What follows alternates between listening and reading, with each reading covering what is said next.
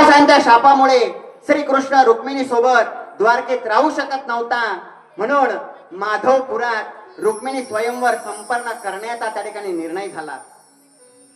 तेथे राजा भीमकही लग्नाला हजर झाला आणि मग त्या ठिकाणी कृष्णाच्या लग्नाचा मुहूर्त काढला गेला.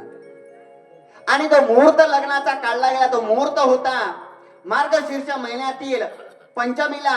कृष्णाच्या लग्नाचा मुहूर्त हा ब्रह्मदेवाने काढला होता. जी मार्गशीर्षामध्ये जी पंचमी येते त्या पंचमीला श्री कृष्णाचा विवाह ठरला, असा मुहूर्त त्या ठिकाणी ब्रह्मदेवांनी काढला.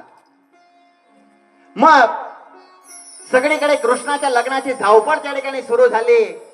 आणि सुरू झाल्यानंतर त्या ठिकाणी भरपूर मोठा असा लग्न मंडप त्या ठिकाणी सजवला गेला. वाजंत्री सनई चौघडे त्या ठिकाणी वाजायला सुरुवात झाली. सर्वकडे त्या ठिकाणी आनंद पसरला. आणि मग नवरदेवाच्या मिरवणुकीला सुरुवात झाली. मिरवणुकीला सुरुवात झाल्यानंतर नवरदेवाला मंडपात आणलं. मंडपात आणल्यानंतर नवरदेव बहुल्यावर चढला. वर ओवाळणी झाली. ब्रह्मदेवाने व सुदेव ब्राह्मणाने अंतरपाठ धरला. आपण तयार केलेले आहेत ना कृष्ण आणि रुक्मिणी, त्यांना घेऊन यायचंय.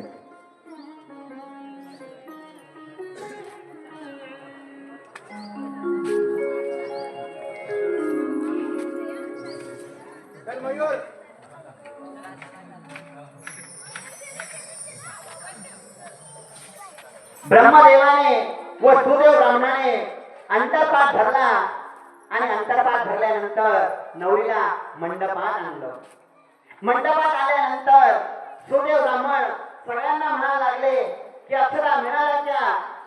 त्यावेळेस सगळे वराडी म्हणतात, हो अक्षरा सगळ्यांना मिळाल्या आहेत.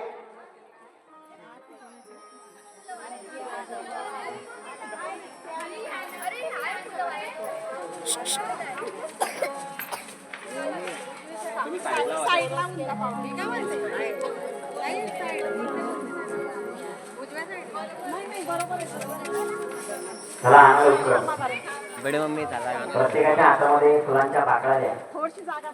लग्न लागल्यानंतर या ठिकाणी फुलांच्या पाकळ्या आपल्याला त्यांच्या अंगावर टाकायच्या आहेत.